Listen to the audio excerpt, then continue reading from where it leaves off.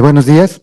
Sean todos bienvenidos y bienvenidas a la sesión general de nuestro Hospital General de México, aquí en nuestro auditorio Aaron Ayala González.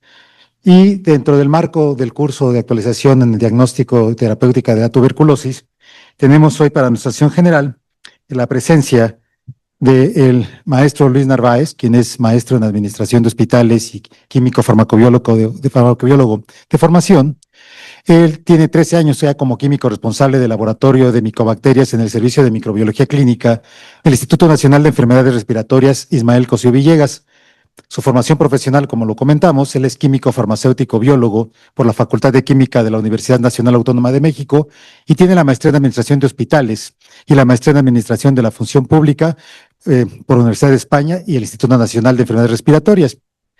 Dentro de las funciones que él tiene, es especialista en técnicas aplicadas al diagnóstico de tuberculosis y micobacteriosis, diagnóstico molecular, cultivo, pruebas de identificación y farmacosensibilidad a primera y segunda línea, secuenciación de genes de resistencia a fármacos, así como la capacitación y formación de recursos humanos, pues es profesor adjunto en la residencia de alta especialidad en tuberculosis fármaco-resistente y profesor adjunto en la especialidad de infectología, ambas impartidas en el Instituto Nacional de Enfermedades Respiratorias. Su línea de investigación en el Instituto Nacional de Enfermedades Respiratorias es la secuenciación de micobacterias para el hallazgo de patrones genéticos de resistencia a fármacos, el diagnóstico clínico y microbiológico de micobacteriosis y la vigilancia de contactos y diagnóstico de tuberculosis latente en trabajadores de la salud. Para esta mañana, el maestro Luis Armando Narváez Díaz participará con su ponencia Cambiando Paradigmas, el futuro de las plataformas moleculares en México. Maestro, por favor. Muchas gracias. Muchas gracias por la presentación. Buenos días a todos. Gracias por estar aquí de madrugada. Yo sé que a veces es un reto con la ciudad y el mundial, así como están las cosas. Llegar temprano a cualquier lado parece imposible, pero yo les agradezco mucho a los que ya están aquí o a los que nos están viendo en línea. Les mando un cordial saludo y pues vamos a iniciar con esta sesión. Muchas gracias. Bueno, pues el tema, estos títulos que usamos realmente nos van a ayudar a ir resolviendo sobre la plática exactamente qué es cambiar un paradigma o cómo es que estamos cambiando paradigmas. Un paradigma pues es prácticamente algo que se dice, que se asume, que es un hecho. Y bueno, hay hechos sobre el diagnóstico de la tuberculosis, pero estamos cambiando precisamente conforme pasan los años. Hay un cambio drástico en cuanto a todo el diagnóstico, es una revolución. Entonces vamos a dar un pequeño repaso sobre estos paradigmas. Para iniciar esta diapositiva, ya se las habían compartido. Amablemente el programa me ayudó para esta información. Y bueno, es relevante que yo retome esto porque de aquí se basa todo lo que es esta sesión. Como pueden observar, el diagnóstico que nosotros tenemos en México se basa principalmente en la baciloscopía. Tenemos todavía la baciloscopía como un pilar de diagnóstico en un 46%. Y bueno, las pruebas moleculares por las cuales se reporta un caso confirmatorio van de 21% y bueno, otras PCRs 550. Esto hablando de la plataforma de Expert. Y si vemos otras técnicas como el cultivo, pues quedan muy atrás por 2%, y en otras pues engloba otro tipo de pruebas o estudios de gabinete. Entonces hay todavía cierto retraso en cuanto al hecho que nos había dicho la OMS sobre que tenemos que diagnosticar con pruebas moleculares a partir de ya. Bueno, pues estamos tratando de modificar esta cifra. De hecho, yo he estado comparando cómo han avanzado estos números conforme los años, y en el 2023 nosotros teníamos la baciloscopía con un 55-56% y al Expert lo teníamos con 10%. Entonces, como ven, en 2 años se ha hecho mucho. Aunque ustedes vean que se mueve muy poquito la cifra, es un trabajo monumental por parte del programa, de los sistemas de salud, de todo el personal para poder hacer este esfuerzo y irnos convirtiendo hacia lo molecular. El diagnóstico de tuberculosis se realiza prácticamente en todo el sistema de salud, pero obviamente que predominan los sistemas de salud con mayor derechohabiencia, como ISSSTE, IMSS, Secretaría de Salud, IMSS Oportunidades, ahora que es la fusión, y de aquí vamos a partir precisamente para hablar de los paradigmas. Ok, entonces, como ya lo habíamos dicho, alrededor del 50% de nuestra situación en el país diagnosticamos con vaciloscopías. Y esto es muy sencillo porque mandamos al paciente al centro de salud, el centro de salud hace los extendidos, hacemos una tinción de Sil-Nielsen, es relativamente barato, es fácil de implementar y con todo de que llevamos bastantes décadas haciendo este diagnóstico primario, seguimos teniendo todavía errores en tinciones, errores en interpretación, errores incluso en el reporte de los resultados o en la actualización de resultados en epidemiología, y esto nos ha llevado con un arrastre y un sesgo. Aparte de que la inversión que se ha hecho para estos recursos de diagnóstico de tuberculosis ha sido lenta, pero progresiva. En la parte del medio ya estamos involucrando a las pruebas de amplificación de ácidos nucleicos, que son las NAT. Son plataformas relativamente sencillas de utilizar, no requieren de un personal que esté excesivamente capacitado o que alguien que tenga mucho expertise. Es un entrenamiento muy sencillo. La mayoría de ellas se basa en PCRs de tiempo real. Y lo característico pues es que actualmente las tenemos centralizadas, es decir, no tenemos acceso a ellas en todos los puntos, como sería una vaciloscopía que están disponibles en centros de salud. Acá tenemos que buscarle a ver dónde lo están haciendo, en qué laboratorios estatales, incluso en medicina privada pues ya tienen plataformas también de diagnóstico de tuberculosis, pero resulta un poco menos accesible el dirigirnos hacia estas plataformas cuando deberíamos de invertir esta parte hacia acá, que ya sea la prioridad, pero bueno, esta parte está en medio y bueno, lo que es más costoso, más complejo, pero también más eficiente es el cultivo. El cultivo sigue siendo el estándar de oro, pero tenemos la limitante de que el cultivo solamente se realiza en ciertos centros de trabajo de segundo y tercer nivel, donde sí necesitamos mucho recurso, mucha capacitación, mucho entrenamiento, condiciones de bioseguridad específicas y bueno, es un trabajo más extenuante y más complejo. Y evidentemente esto no lo vamos a tener disponible para cualquier unidad de atención médica, es un enlace que se hace precisamente con estas unidades para poder llegar a un cultivo. Entonces, tratándose de la complejidad y de la eficiencia, pues estamos apostando más hacia un diagnóstico molecular de una forma más sencilla. Ok, está un poquito lento la transición de las diapositivas, no crean que me estoy quedando dormido, más bien es la transición, no me quiero acelerar si no se traba. Y bueno, esta guía se las presento a partir del 2021, para los que ya están muy metidos en las plataformas moleculares, se han ido actualizando año con año. Es una guía de la OMS, ustedes la pueden consultar en línea, es prácticamente donde vienen todas las pruebas moleculares que ya están validadas, que ya están en uso y ya están prácticamente seguras por la OMS y recomendadas para poder implementarse en un laboratorio. Y bueno, todo esto lleva tiempo. Es cuando una casa comercial nos presenta una plataforma, en mi caso como laboratorio, nosotros nos llevamos a la tarea de validar primero. Validamos contra los métodos que ya tenemos convencionales o métodos moleculares y hacemos una evaluación. Y así todos los lugares donde trabajamos tuberculosis al mismo nivel, cada quien va a estar evaluando una plataforma y al último llega la OMS y ellos van a estar evaluando completamente todos nuestros resultados sobre esta prueba comercial y ya vienen incluidas en el compendio. Se los explico de esta forma porque a veces estamos implementando técnicas que no aparecen en el manual. Esto toma alrededor de 2 a 3 años para que la OMS llegue a darnos un dictamen aprobatorio y una recomendación oficial. El tiempo es bastante extendido porque se hace precisamente una evaluación universal del funcionamiento de estas plataformas de una forma universal. Como les comentaba, aquí en Latinoamérica tenemos ahorita un estatus o una situación migratoria de estas pruebas moleculares, donde estamos dejando un poco atrás la vaciloscopía e intentando migrar hacia los métodos moleculares. Esto con la necesidad de implementar nuevas tecnologías moleculares y ya ejecutar las que tenemos recomendadas en esta guía. Como principal característica, pues es el costo-beneficio. Si nosotros nos vamos hasta la hospitalización de un paciente o la complejidad cuando los pacientes resultan resistentes a antibióticos, pues es un gasto muchísimo mayor que invertir sobre las plataformas previamente para un diagnóstico oportuno. El que haya este tipo de guías precisamente nos evita estar monopolizando sobre ciertas pruebas moleculares.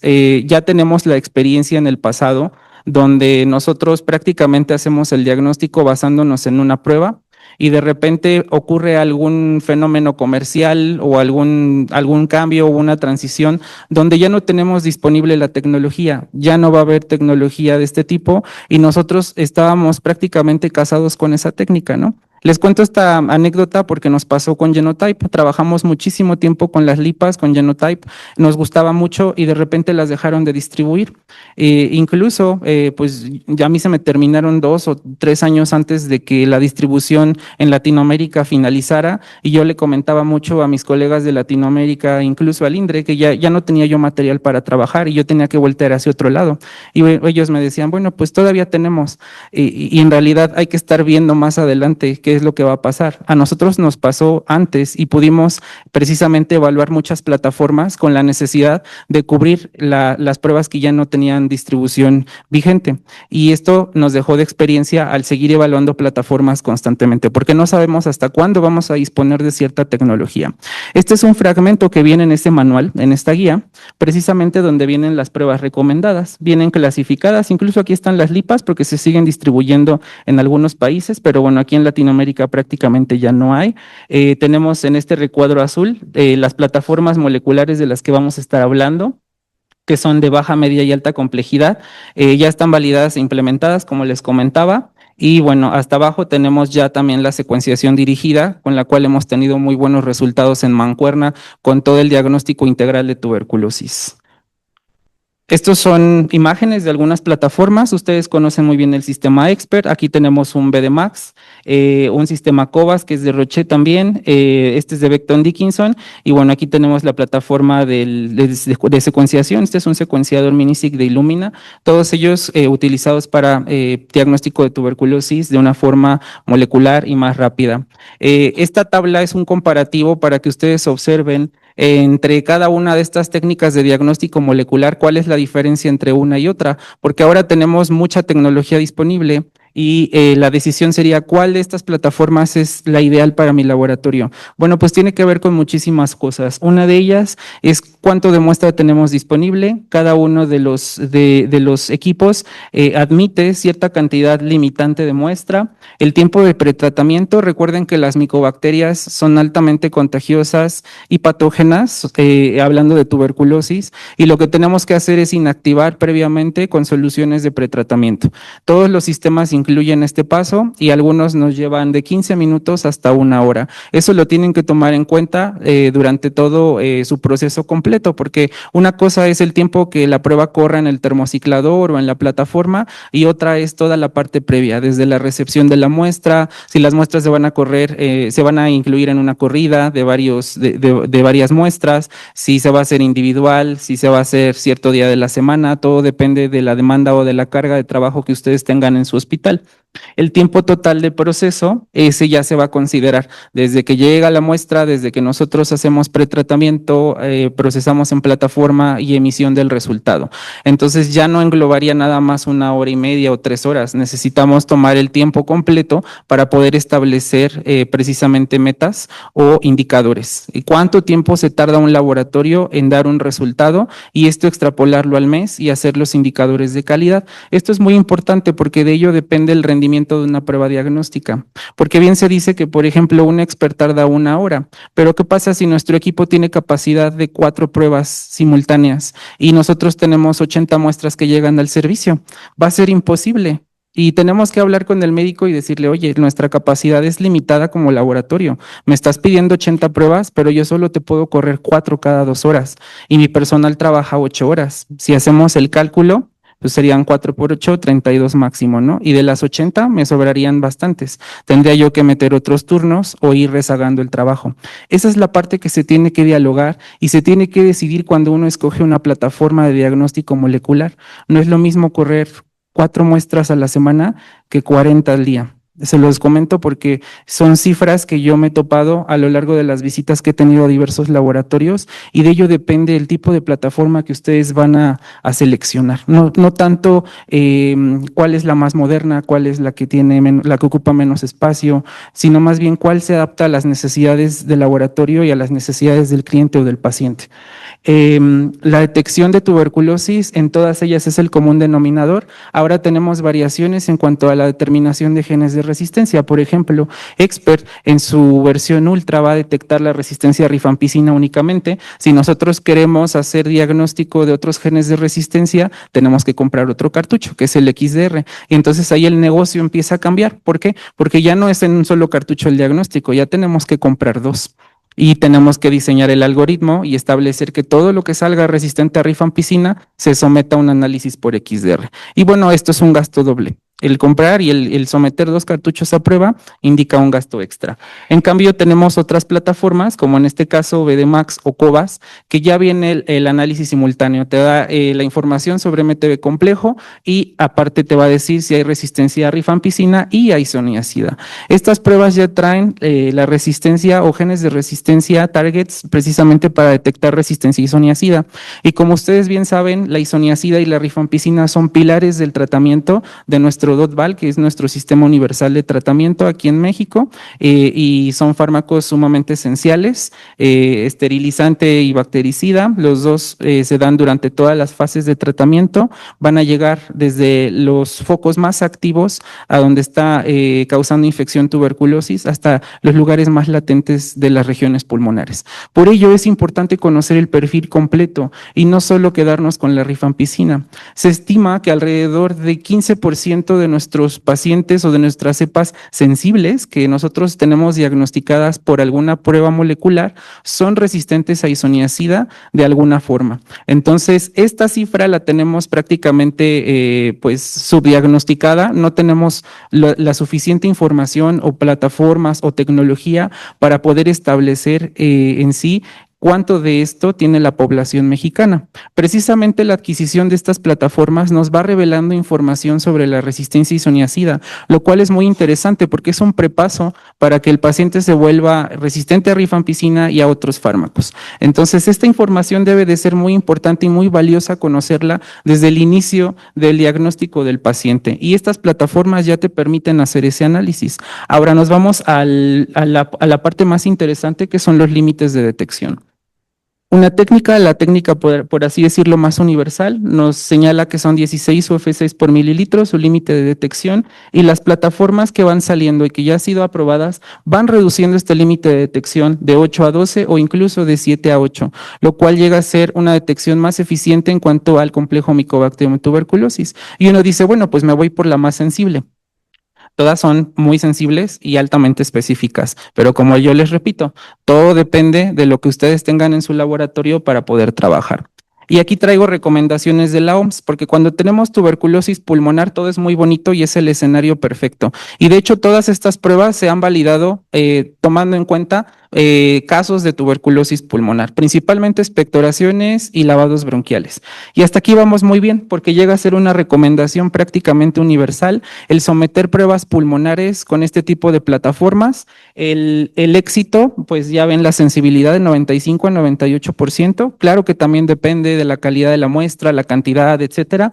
Pero bueno, hablando en rangos generales, esta es la sensibilidad que alcanzan las muestras pulmonares por estas plataformas, por lo cual son altamente recomendadas. E incluso podemos omitir el paso del cultivo haciendo la excepción con este tipo de muestras pulmonares, porque tenemos una alta sensibilidad. Conforme vayamos avanzando en esta plática, vamos a ir viendo que esa sensibilidad va a ir cambiando y el panorama ya va a ser un poquito más complicado. Esta plataforma es la que voy a hablar un poquito más a detalle. Como les decía, es el BDMAX de Becton Dickinson. Aquí podemos analizar 24 muestras simultáneas o por separado. Todos los reactivos son individuales, los consumibles vienen incluidos en un kit. No hay necesidad de andar comprando algo extra para poder hacer el análisis completo, lo cual me gusta mucho. Compras la caja y en la caja vienen los 24 reactivos para las 24 pruebas y uno las dosifica de acuerdo a las necesidades de trabajo. Hace su tratamiento, su extracción de DNA en la parte interna, es prácticamente un sistema cerrado, a no ser de la carga de la muestra, que se hacen en unos tubos donde se hace una perforación, lo cual es relativamente seguro de trabajar. Y como les mencionaba, bueno, podemos trabajar muestras pulmonares del proceso de descontaminación para aquellos que hacen cultivo, o incluso trabajar con muestras extrapulmonares, que es de lo que voy a hablar más adelante. Precisamente el trabajar con muestras extrapulmonares es un reto por los rangos de sensibilidad y especificidad que vamos a ir viendo a lo largo de esta sesión. Yo les cuento cómo empezamos a dar pasos tratando de mejorar o incluso parear la cifra de sensibilidad de los métodos analíticos conforme a las plataformas. Hicimos un ensayo previo con esta plataforma donde nos arrancamos a trabajar 200 muestras iniciales con un criterio de selección que viene así: muestras de broncoscopía y muestras extrapulmonares y también pacientes hospitalizados. Ese era un criterio importante para nosotros para conocer todo el contexto clínico del paciente. Uno de los criterios principales es que tuvieran una prueba previa expert negativo en la misma muestra, es decir, someter a un segundo análisis por esta plataforma, lo cual las categoriza dentro de muestras pausivacilares. También se les realizó cultivo y pruebas de sensibilidad a aquellas que resultaban positivas. Y bueno, la conclusión de este paso inicial fue que nosotros de los 200 resultados negativos por una plataforma, recuperamos 13 por otra plataforma, lo cual pues nos dejó a nosotros con la boca abierta porque dijimos, bueno, se nos están escapando 13 diagnósticos con una plataforma. ¿Dónde está el problema? ¿Es en el límite de detección? ¿Es en la forma en la que estamos trabajando o en la naturaleza de las muestras? Pues tiene que ver con las tres cosas y es lo que precisamente yo vengo a platicarles. Las muestras pausivacilares, por su naturaleza, son muy difíciles de trabajar. Son muestras con una carga vacilar muy baja. Si ustedes le hacen una vaciloscopía a este tipo de muestras, usualmente les va a dar negativo. Y si ustedes llegan a ver un vacilo, todos vamos a estar viendo el microscopio 2 o 3 horas para corroborar si realmente es un bacilo o es un objeto o es algo más. Entonces, esto nos conlleva mucho a muchos problemas en el laboratorio. Como les decía, son difíciles de evidenciar por microscopía, prácticamente es difícil. Las pulmonares y extrapulmonares pueden ser pausivacilares porque se cree que solamente hay las muestras extrapulmonares son las pausivacilares. También tenemos lavados bronquiales que tienen muy poca carga vacilar, de población pediátrica, de población inmunodeficiente, incluso de tuberculosis que se categorizan como subclínicas, que todavía no tienen esa carga vacilar necesaria para proliferar en el estado infeccioso. Requieren de una concentración, es decir, si nosotros obtenemos un volumen de una toracocentesis, por así decirlo, de un líquido pleural, a veces se recupera más de 1 litro de esa misma recolección de muestra. Imagínense yo tomar una fracción de ese litro de líquido pleural y hacerle una PCR esperando que salga superpositiva. Pues por supuesto que no, ¿no? En realidad no es la prueba adecuada para poder trabajar un litro de líquido pleural y esa es una limitante que yo quiero que conozcan y que también los médicos sepan cuál es la limitante de llevar estas muestras al laboratorio. Por eso requieren centrifugarse y obtener un concentrado de todo ese líquido que se está extrayendo con una jeringa. ¿Para qué? Para mejorar el rango de sensibilidad, precisamente concentrando la poca carga bacteriana que hay en un botón o en un pellet y poder hacer de ahí el diagnóstico molecular. Sigue siendo su estándar de oro el cultivo, aunque no nos guste y estemos en un modo muy molecular, como yo que estoy aquí parado hablando de plataformas, de repente todo nos dice que salió negativo en moleculares y en preliminares y a la sexta, séptima semana iba al cultivo con una colonia y dices, wow, ahí está el punto, ¿no? No podemos todavía llegar molecularmente hablando a parear lo que hace un cultivo. Es difícil y esto se los digo, es una verdad. Y para todo este tipo de muestras pausivacilares siempre se va a recomendar el trabajo simultáneo con un cultivo. Es necesario, no lo podemos suplir, aunque nosotros tengamos este tipo de plataformas. No lo podemos suplir, pero podemos mejorar nuestra forma de trabajo con lo que les estoy platicando para poder aumentar el rendimiento y evitarnos precisamente llegar a los puntos finales del cultivo. Por eso limitan la sensibilidad analítica de los métodos moleculares, simplemente por su naturaleza. Hablando de este tipo de muestras que ya son complicadas, pues son las muestras extrapulmonares, iniciando por biopsias o aspirados de ganglio. Estas, según la OMS, tienen una sensibilidad analítica por las pruebas moleculares de un 70 a 75%. Es decir, hablando con los médicos, tienes un 25% de que tu paciente no le pegue esta prueba molecular para diagnosticar TB. Tienes que buscar la forma clínica, patológica o incluso microbiológica de determinar cuál es la patología. La biología molecular va a trabajar a tu favor 3/4 partes. Esa es la probabilidad máxima que te va a dar un rendimiento de estas pruebas. Ahora, ¿cómo se tiene que trabajar un aspirado o una biopsia? De eso vamos a platicar, porque también depende muchísimo el tipo de recolección de muestra, cómo llega al laboratorio, el resultado que nosotros vamos a dar. Por ejemplo, las biopsias, el tejido debe de ser contenido en recipientes estériles cubiertos con solución salina. Y esto debe de ser una regla. ¿Por qué? Es un método molecular y es microbiológico. Nosotros debemos de evitar que los tejidos vengan secos o que vengan contenidos en algún material, por ejemplo, carbowax o formol, que es destinado a otro laboratorio, que es patología. Esto nos va a aumentar el rendimiento de una prueba molecular. Especificar si el tejido es íntegro de proceso quirúrgico o macerado. A veces el tejido ya viene de 2 o 3 hospitales y nos lo van trayendo de aquí para allá, va viajando y llega al laboratorio en unas condiciones muy pobres y uno dice, bueno, ¿y esto cómo lo hicieron? ¿No? Parece incluso una masacre o un asesinato. Llegas, el tejido ya está modificado, ya está, incluso se llega a ver putrefacto o llega al laboratorio con pura tejido graso. ¿Por qué? Porque fueron agarrando rebanadas del pastel y fueron quitando, ¿no? Y esto precisamente se da la indicación para que nosotros sepamos si este tejido viene fragmentado o ya se tomó parte del tejido para otra prueba. Es importante saberlo porque si nos van a dejar pura grasa para hacer una prueba molecular va a ser muy complicado dar un buen resultado. Son las recomendaciones que yo les estoy dando con base en mi experiencia. Tejidos pequeños por procesos, por ejemplo, como el EBUS, que es una ecografía endobronquial o aspiración por aguja fina, nos van a dar tejidos que incluso se pueden captar con una jeringa, se pueden aspirar. Y estos tejidos se tienen que macerar minuciosamente para poder liberar todo el contenido intracelular, sobre todo la carga bacteriana que traen esos pequeños tejidos y someterlos a estas pruebas moleculares. Un tejido directo por EBUS jamás se debe de someter a una prueba molecular sin macerarse o hacerse un pretratamiento, porque no se va a liberar el contenido intracelular. Las muestras que vienen con parafina están indicadas solo para patología y para algunas pruebas moleculares. Las plataformas de las que yo les estoy hablando, ninguna de ellas admite tejidos desparafinizados. Este proceso de desparafinización, parece que estoy en un trabalenguas del parangaticurimícoro, pero bueno, desparafinar un tejido es prácticamente quitarle la capa superior que ya llevó el análisis patológico y liberarlo para poder hacer una extracción de DNA.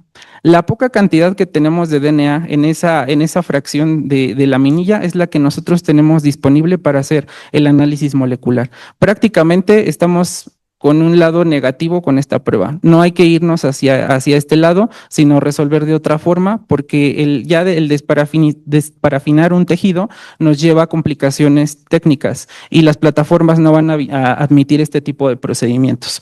Les pongo estas imágenes porque son lo que hemos recibido en el laboratorio. Esto es una biopsia por aspiración, la pudieron contener en jeringa, pero vean, por ejemplo, esto pues es espantoso. Son muestras que vienen de quirófano y en vez de venir en un recipiente adecuado, nos lo pusieron en una solución inyectable.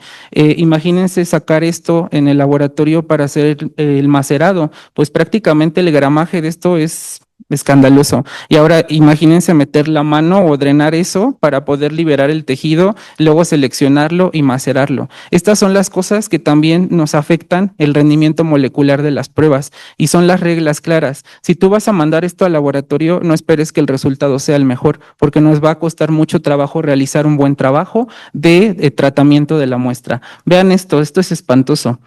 Es como los refrescos de bolsita, a los que fueron a la primaria. Bueno, pues esto es un tejido cardíaco que venía ahí, en una bolsa.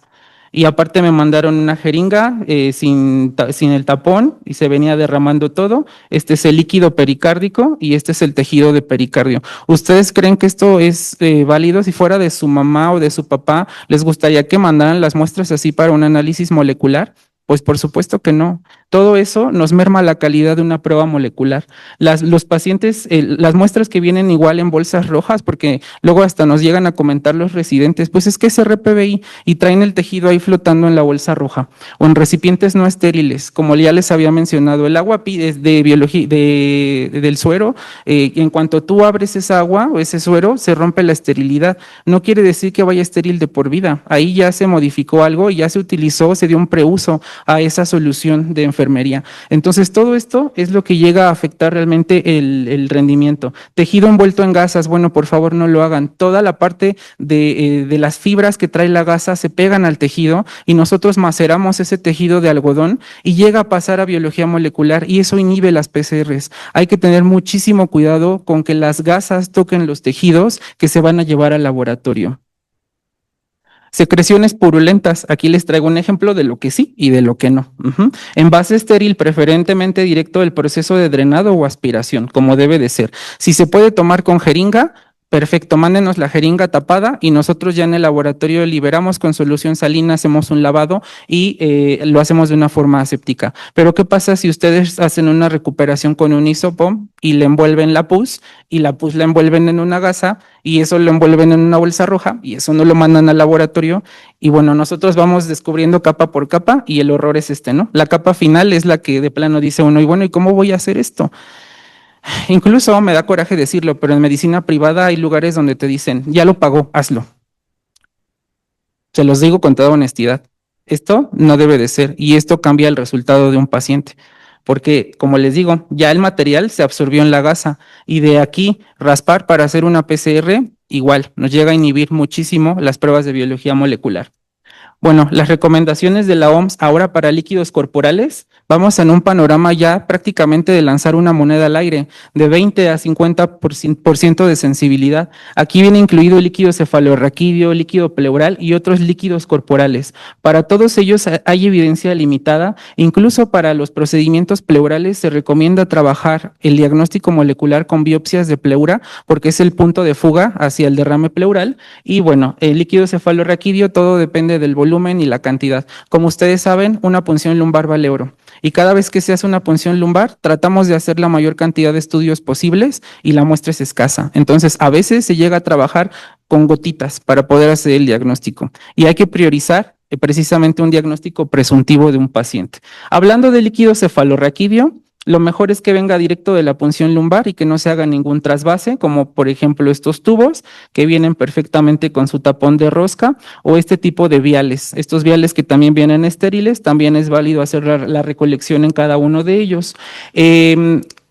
Lo ideal o una práctica que se ha estado dejando atrás es numerar los tubos de la punción, es decir, 1, 2, 3, 4. Normalmente el paciente llega hasta el 3 o hasta el 4. Cada uno de estos tubos tiene un destino diferente. No es que nosotros estemos clasificando cuál llegó primero y cuál después, sino más bien la parte 1 es la parte más traumática de la punción lumbar, es la que va a tener mayor celularidad.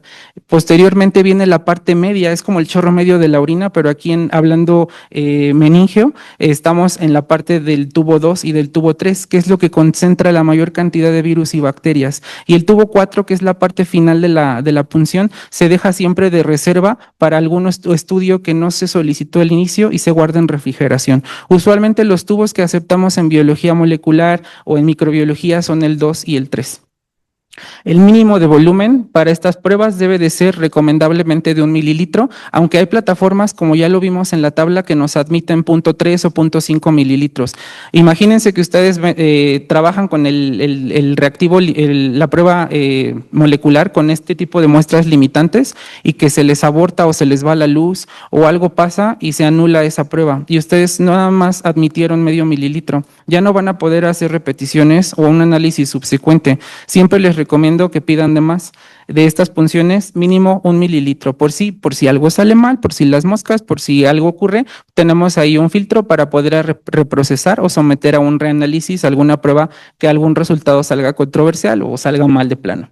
Esto es lo que les mencionaba sobre considerar el volumen adicional y bueno, algo que puede ser útil es centrifugar este tipo de líquidos, pero como les decía, si a este líquido le van a hacer 10 estudios, no les conviene centrifugarlo. ¿Por qué? Porque todo lo que va a quedar en la fracción del botón es lo que va a ser representativo y en la parte de arriba pues les va a quedar prácticamente líquido sin contenido celular y sin bacterias. No es lo más recomendable hacerlo con una punción lumbar porque se les piden muchos estudios, pero si ustedes tienen un diagnóstico de que este paciente, ojo clínico, tiene tuberculosis meningea, le hicimos la punción lumbar, mandamos 5 mililitros al laboratorio y solamente venía para micobacterias, yo sí lo concentro. ¿Por qué? Porque no la va a ocupar otra área ni le vamos a hacer otro estudio microbiológico. Las prioridades aumentan el rango de sensibilidad de las pruebas moleculares. Eso es un hecho. Aquí tenemos ejemplos de muestras que me trajeron de sitios de toma, ¿no? Aquí estaba todo rayado, ni siquiera yo entendía si era el folio del paciente, la fecha, bueno, estaba incluso con esta cinta tipo, la que usan en enfermería, que son muy chiclosa, y eso nos cuesta mucho trabajo para destapar los tubos. Y acá tenemos alguna práctica que ya no se debe de hacer, que es hacer tapones de gasa. Esto hay que evitarlo porque se presta para los derrames. A veces en el traslado de la muestra de un servicio a otro, lo voltean el tubo y llega todo absorbido en la base, en la gasa. Y me dicen, bueno, pues exprímale, químico, ¿no? Pues no es jugo. Estamos haciendo una recolección estéril y tú ya lo volteaste en el trasvaso, pues ya no sirve esa muestra, la tenemos que descartar, ¿no? Y dicen, ay, el químico amaneció de malas, no desayunó, trae la gastritis a todo lo que da, pero en realidad no es eso, es simplemente el cuidado que se le debe de invertir a las muestras, que son de por sí sumamente delicadas, las muestras meningias, y ahora que vengan mal envasadas, pues claro que molesta, porque el rendimiento de por sí, estamos con un 20 a 50% de sensibilidad, y si ya trae embebida en la gasa, pues ya vamos a perder prácticamente el rango para poderlo recuperar. Cualquier aditivo que se le ponga a un líquido, igual, modifica el comportamiento con las pruebas de biología molecular y usualmente se llegan a inhibir. Los líquidos pleurales llegan a ser muy controversiales porque por el tamaño del drenaje que se hace. Como les mencionaba, pueden hacer un drenaje, una toracocentesis, donde vamos a obtener 700, 800 mililitros de ese líquido y bueno, me mandan una jeringa con unos 10 mililitros y esperemos que salga positiva, ¿no? Es el equivalente a que a alguno de ustedes se le caiga un arete en una alberca y me digan, encuéntralo. Pues yo con toda la intención del mundo voy a meterme y voy a hacerle así con los pies, con las manos y voy a decir, bueno, pues no lo pisé ni lo encontré. Esa es la probabilidad de encontrar bacilos o DNA en un derrame pleural. Es un hecho. Por eso es que yo les recomiendo que si van a hacer biopsia de pleura, bueno, pues tomen el tejido y mándelo a analizar a biología molecular. Va a ser muchísimo mejor porque las micobacterias van a estar dentro del tejido pleural. De hecho, en las tuberculosis que son subclínicas de pleura es muy común tener las micobacterias en esta parte del tejido y no en el derrame, porque todavía no se exacerban ni pasan a la cavidad pleural. Las tenemos contenidas en el tejido y es mejor capturarlas de ahí y obtener un rendimiento. Yo se los puedo demostrar. De un líquido pleural y de una biopsia de pleura que me mandan de un paciente, yo he obtenido resultados positivos de la biopsia y negativos del líquido pleural. El cultivo hablamos después porque ese sí de repente nos da la vuelta y sale con sorpresas, pero con las pruebas moleculares usualmente el procesamiento es así. Evitemos procesar coágulos o líquidos que vengan coagulados porque eso genera el taponamiento de los sistemas o de las plataformas moleculares. De preferencia, todos los líquidos pleurales que llegan al laboratorio se tienen que centrifugar para obtener un mejor rendimiento, como les decía, o un concentrado de la poca carga bacteriana que puedan tener. Todas estas fotos que están viendo son muestras que yo tengo del laboratorio, incluso pueden ver aquí, parece un anuncio de estos de Benetton, ¿no? Del más clarito al más oscuro. Tenemos uno con pus, tenemos ahí unos quilosos, unos hialinos, unos con sangre, unos que prácticamente son todo sangre. Entonces, esta es la variabilidad en cuanto a un líquido pleural. Es como nosotros, habemos desde los más claritos hasta los más bronceaditos, ¿no? Y los líquidos pleurales también tienen características muy particulares. Y si nosotros queremos meter en un manual de procedimientos o nos vienen a capacitar sobre cómo procesar un líquido pleural, yo me cruzo de brazos y digo, a ver, dame una técnica universal para un líquido de estos. Ninguno tiene un comportamiento sui generis, todos tienen un comportamiento diferente. Hay que ver el origen de este líquido, cómo viene el aspecto para saber cómo lo vamos a trabajar. Si es un líquido que es empiema o es una carga purulenta, probablemente tenga una carga bacilar muy similar a un aspirado de ganglio, pero si es un líquido hialino o es un líquido con coágulos, el rendimiento va a ser muy bajito. Otros líquidos corporales que sometemos a plataformas moleculares pueden ser pericárdico, ascitis, peritoneal, sinovial, seminal, humor vítreo, etcétera. De todo ello, el rendimiento va a variar de cuánto nos van a mandar al laboratorio, la cantidad de este líquido que nos van a mandar. Hemos hecho PCRs de lágrimas que nos salen positivos, de humor vítreo. Entonces, hay que tener cuidado con la cantidad que se recupera y precisamente priorizarla hacia el estudio al que está encaminado. Si me van a mandar un humor vítreo, pues no le pidan 15 estudios, ¿no? Hay que tratar de hacer 1 o 2 y darle la bendición de que el diagnóstico esté acertado conforme a las indicaciones médicas. Y usualmente suele ser así. El centrifugar, en general, todos los líquidos con 3000 gravedades, con 15 minutos, es suficiente para obtener un buen pellet y un excelente rendimiento. Por lo tanto, en los laboratorios debemos de tener una centrífuga que tenga esta capacidad. Si nosotros no tenemos centrífuga y queremos procesar muestras extrapulmonares, no vamos a obtener el rendimiento adecuado. La mayoría de ellas se tienen que concentrar. Y todo, como ya les había mencionado, todo lo que son líquidos corporales de bajo rendimiento en pruebas moleculares se tienen que cultivar. Ahí sí no hay de otra. La orina es otra cosa. Podemos tener dos recolecciones, por chorro medio o por punción suprapúbica. Todo de ello depende del volumen. De una punción vamos a obtener menos volumen que de un chorro medio. Del chorro medio usualmente pedimos de 50 mililitros en adelante. ¿Qué vamos a hacer con esta orina? La tenemos que centrifugar. Igual, hay artículos y hay publicaciones que nos dicen que a mayor concentración de la orina por un método de centrifugación, nosotros vamos a obtener un mejor rendimiento con las plataformas moleculares. Esto es un hecho. Las orinas directas son difíciles de diagnosticar de esta forma. ¿Por qué? Porque la cantidad de bacilos es muy poca. Ahora, esto no aplica para estudios como el HADA o las baciloscopías, porque de repente todavía recibimos solicitudes de VAR en orinas de 10 y el químico se me espanta y me dice, es que me amenazaron porque tengo que hacer los VARs en orina. No, ahí está la norma. Sí, la norma es como muy 2013. Imagínense, yo entré al INER en el 2013, ya le di la vuelta a la norma y todavía no la hemos actualizado, está en revisión, pero una de las partes que viene vigente de la norma precisamente es no hacer baciloscopías en orina. Podemos optar por métodos como moleculares para hacer el diagnóstico de una TB renal o genitourinaria sin ningún problema. Y como les decía, la indicación de centrifugar estos líquidos. Ahora, las muestras que de plano no les recomiendo que las sometan a plataformas moleculares y tienen un porqué, no porque solo esté de malas y no las quiera hacer, sino porque hay razones de plano. Ya pueden ser técnicas o puede ser un método de extracción de DNA insuficiente. Nos mandan muestras de sangre o de médula ósea y lo único que nos pone el médico en la solicitud es PCR en sangre para TB. Y nosotros así de, bueno, pero es TB latente, es TB activa, es TB diseminada. No sé, no dice, ahí dice nada más así. Ok, sometemos a una plataforma molecular un tubo de estos con EDTA, un tubo lila. ¿Qué va a pasar? Los sistemas de extracción que traen estas plataformas son sistemas de extracción muy básicos. Sí traen perlas magnéticas algunos y algunos traen incluso los reactivos liofilizados, pero esto es un método muy deficiente para extraer DNA de muestras de sangre, sobre todo con las micobacterias, porque recordemos que el contenido es intracelular.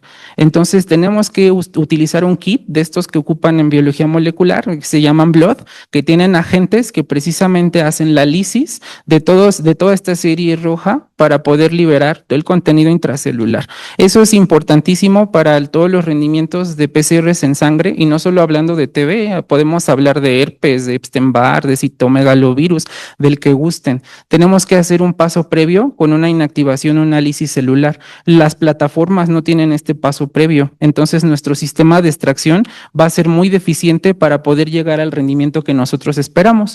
Implicaciones técnicas, que la muestra traiga un coágulo o que venga en una condición de toma que sea pobre y que nos lleve a tapar la plataforma o lo peor, alguna aguja del equipo y que tenga que ser sustituida por parte del personal de mantenimiento del equipo y que nos cueste.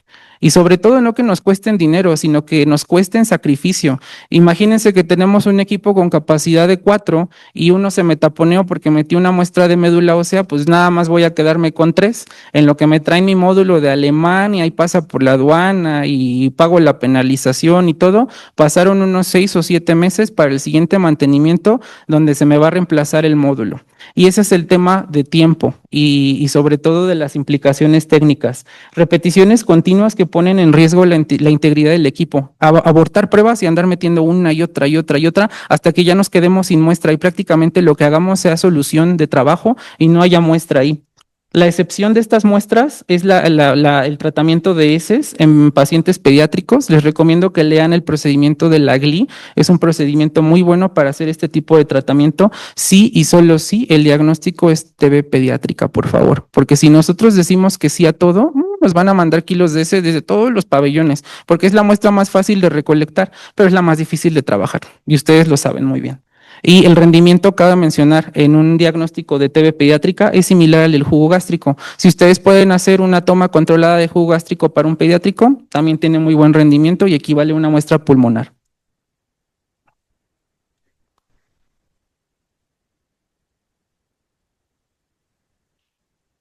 Sí, ok. Les traje un ejemplito, porque siempre me gusta traer casos o chismes.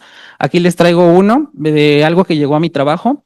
En este caso fue un líquido pericárdico, no el que vieron en la jeringa y en la bolsa esta del refresco, un líquido pericárdico bien recibido, como debe de ser. Se le realizó una prueba por Expert donde nos dio trazas, es decir, la cantidad de DNA era muy bajita, no tenemos genes de resistencia, y le hicimos un segundo procesamiento por la plataforma de BDMAX, donde obtuvimos resistencia a rifampicina no detectada y resistencia isoniazida con un gen CATG.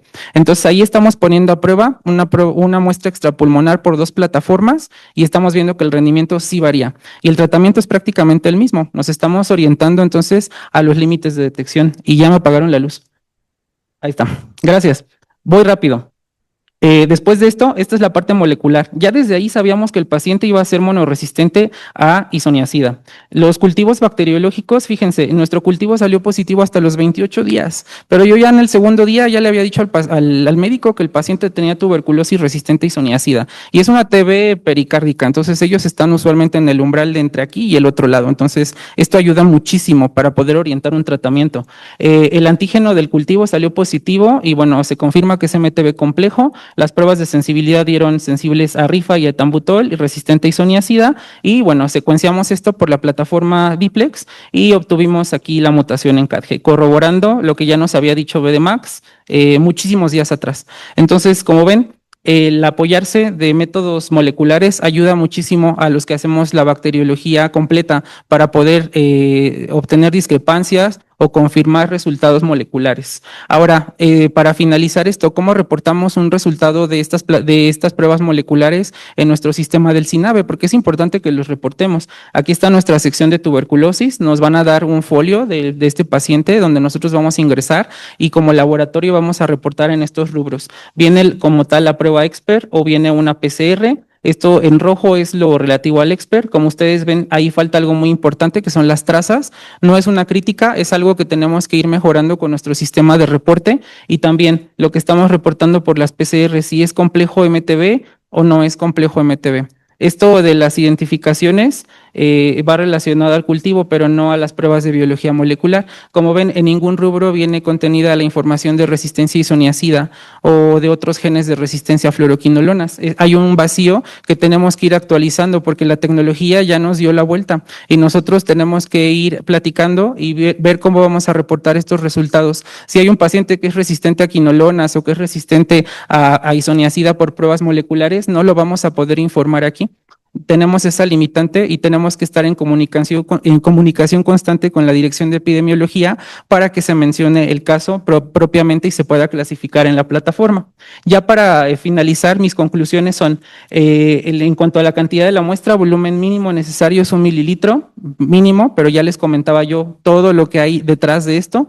Priorizar la muestra sobre diagnóstico presuntivo, es decir, no saturar de pruebas que no necesita el paciente, porque esto merma la calidad de un resultado, conocer las limitaciones de las técnicas, el tipo de muestra que nosotros tenemos contra la plataforma que tenemos disponibles, la calidad de la muestra, que venga en recipiente adecuado, las condiciones de almacenamiento, toda esta fase preanalítica es preponderante para un resultado óptimo en cuanto a un rendimiento molecular y la concentración de las muestras de líquidos que son muy voluminosos. Bueno, yo con esto me despido con el título de mi plática porque me dice que estamos cambiando paradigmas y que es el futuro de las plataformas. Realmente las plataformas ya están aquí, no son el futuro, es el presente. Más bien yo le pondría uso óptimo de plataformas moleculares porque ya tenemos la tecnología hoy. Sepámosla aprovechar, sepámosla utilizar a nuestro favor y sobre todo a favor del diagnóstico de los pacientes. Muchas gracias por su atención. Me da mucho gusto estar aquí con ustedes nuevamente.